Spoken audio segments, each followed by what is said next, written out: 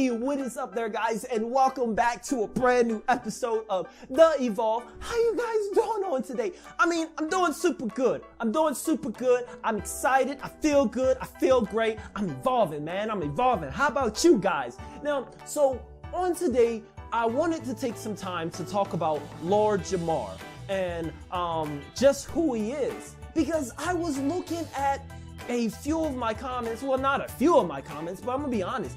I seen a lot of comments on my last video. A lot of people were asking, who is Lord Jamar? I had people like that random black guy. He's like, who the f is Lord Jamar? And then I had Ernie Davis. He's like, who the fuck is this guy? And then one of my favorite ones I have here, it's Anthony. Anthony is like, who the f is this guy? Lord who? Man, fucking hater, kill yourself, boy. So after reading through all of your comments, a lot of people were asking about who is Lord Jamar? Who is this guy that is dissing Eminem? Who is this guy that's saying Eminem is not relevant and he don't belong in hip hop? And that he is just a culture vulture and a lot of different things. We hear about his comments, but today I am going to talk and try to explain to you all the career and just how big or relevant that Lord Jamar is, and see if he has a right to be that spokesperson for Black America and hip hop. And you guys can be the judge after listening to his career. So I know the perfect way to get information for me to find out just who Lord Jamar is. And I think I'm gonna start just by calling my mom, because she knows everything. So let's call up Mama.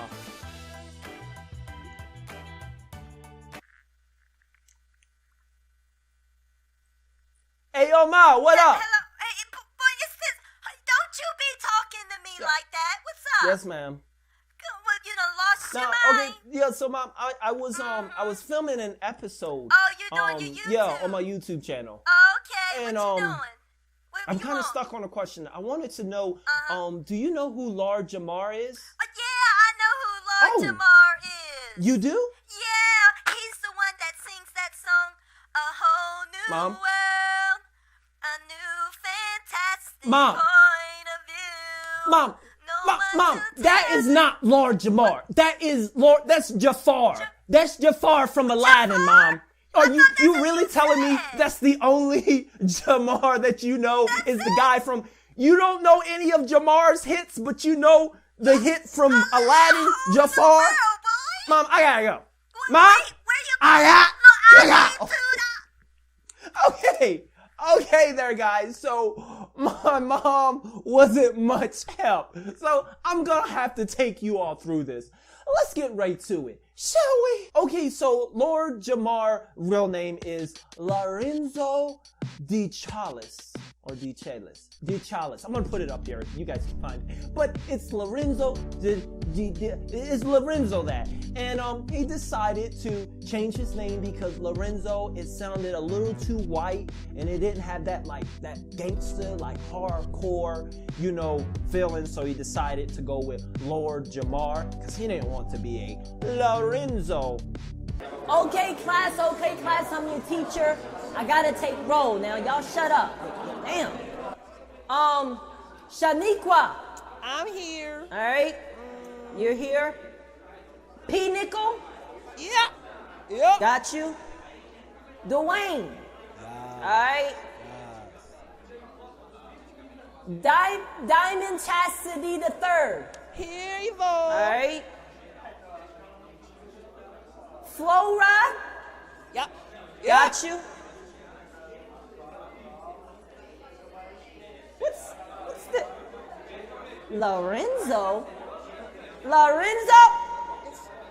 Boy, get out my class. But Lord Jamar, he is actually, we can break his career and just who he is down into three things. He is a rapper, an actor, and also a social media commentator. let's start just with the rapping part, his rapping career, because Lord Jamar, he got his, I guess, his big jump start in the early 90s. Well, in 1990, he was a part of this group called the Brand Nubian. Now, this group, Brand Nubian, it consists of 3 MCs. Lord Jamar, we had Grand Poobah, and we had Sadat X. Okay, so this group, Brand Nubian, it consists of 3 MCs. Lord Jamar, Grand Poobah, and Sadat X. Now, they released their first album in 1990. Actually, it's just my opinion that I didn't really feel that Lord Jamar was even the best in his group, but I don't take my word for it. You guys can listen for yourself. Let's take a listen to Grand Poobah. Let's flip a coin on the heads. I win and tails you lose. Gotcha. Grand Poobah comes with all of that because I got my game in quarters in the laundromat. We keep it tight the way it's supposed to be while jealous snakes say, damn, you should have swallowed me. No doubt, cause we hit them with a little of this and a little of this and a little of this and a little of this now, a little of that. Ticket. I got to be one of the baddest rappers on the planet. I'm bagging honeys and they all got bodies just like Janet. Okay, and here's a quick freestyle of Lord Jamar. Check it. No antidote for the venom of a black mamba. I came through in a lemon of a black Honda, smoking black ganja. See back with a smile on my face like Happy Kwanzaa. Ponzi schemes like Bernie Madoff. Laser beams that'll burn your face off. Face off like Cage and Travolta. I seen it all through the eye of Minota. Third rail rap you could fry from the voltage, or lay back and just lie in the foliage. Now here's one from Sadat X. So I'm back, like light-skinned dudes, chocolate dudes, I gotta fall back, understand? I'm back like bass before crack, back like when Tip got killed in the first act of Poetic Justice. I'm back like Penny Hardaway, my dude still throw the heart away. I'm back like in the streets when you could gorge. AZ, Boy George and Louis, the Sepulveders. I'm back like Space Invaders. I'm back like Stairwell Head, Floor 17's what I mean. I'm back like when I spit my first bar, when I had the ASR, when many had the jar. I'm back like my, yeah, check it out, check it out, check it out. Now, they released their first album in 1990. It was called One for All. Now, this album was going to be, and it was highly acclaimed, and it was very well reviewed, and it did really good. I believe it peaked on the Billboard's 200 at about 94, 93. It did really good, and it was actually their best album. And not just that, but still today, I mean, some back then, they actually, it's actually on the books. Some actually say that it is debated to be one of the greatest hip-hop albums, mainly because of its political charges that it made, and also its social conscience content that it put into so many songs. I mean, this album, it spoke to the times. It spoke against different things that were happening. It did have a lot of content, and that's why so many people rated it so high, and it got such a widespread. But that widespread, it didn't really calculate into numbers though, because still, you know, that came out in 1990, and I say about 23 years later, as of May of 2013, it still have only sold 350,000 copies. Now, we are in 2019, and it's probably gold by now, which is 500,000 copies, but I'm just saying that widespread, it just never balanced, but it was highly rated, and it got amazing reviews.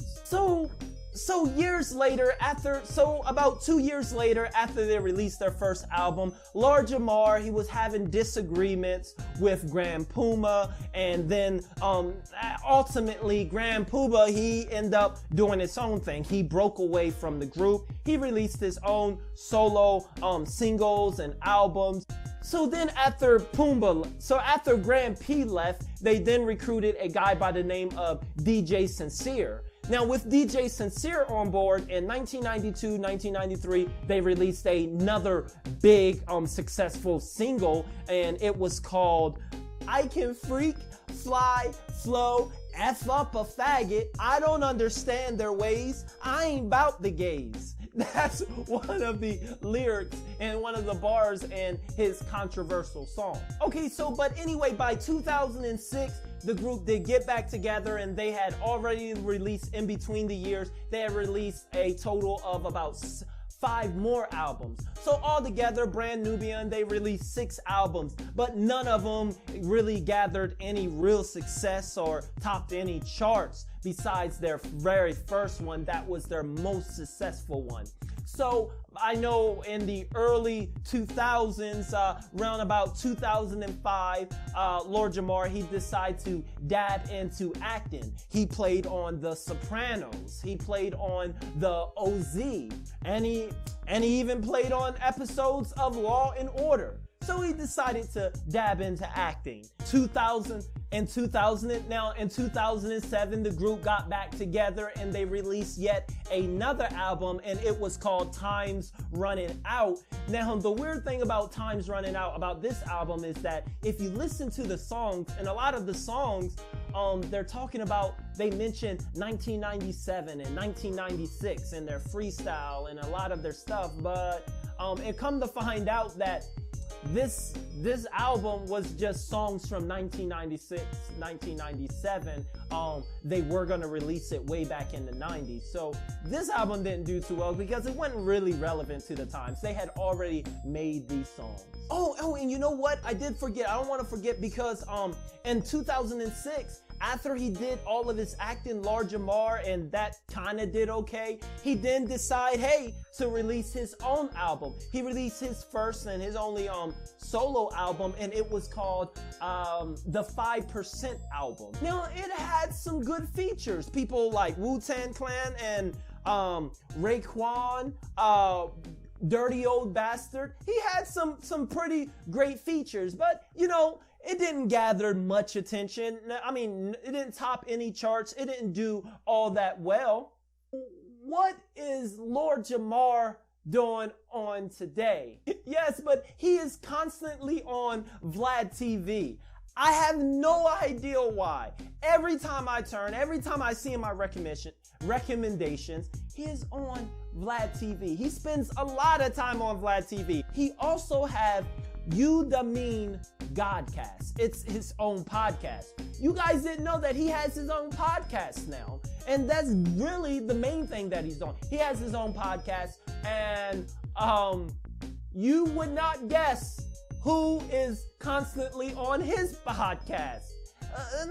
Well, he don't call it podcast. He calls it the Godcast.